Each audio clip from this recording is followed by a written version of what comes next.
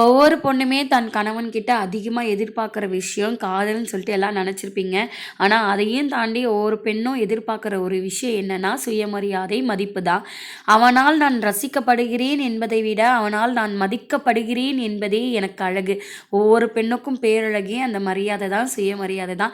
So, உங்க ஒய்ஃப நீங்க வந்து எவ்வளோ எவ்வளோ லவ் பண்றீங்களோ, அதுக்கு மேல அவங்களுக்கு ரெஸ்பெக்ட் குடுங்க, மரியாதை குடுங்க, மதிப்பு குடுங்க. அதுவே அவங்களுக்கு வந்து ரொம்ப சந்தோஷத்த குடுக்கும். இன்னைக்கு வந்து பார்த்தீங்கன்னா, மார்னிங் பிரேக்ஃபாஸ்ட்க்கு வந்து சேமியா உப்புமா பண்ணி, மதியானம் லஞ்சுக்கு தக்காளி, வெங்காயம், கேரட், பச்சை பட்டாணிலாம் போட்டு பிரியாணி பண்ணிவிட்டு, ஆனியன் ரைத்தா பண்ணியிருந்தேன்.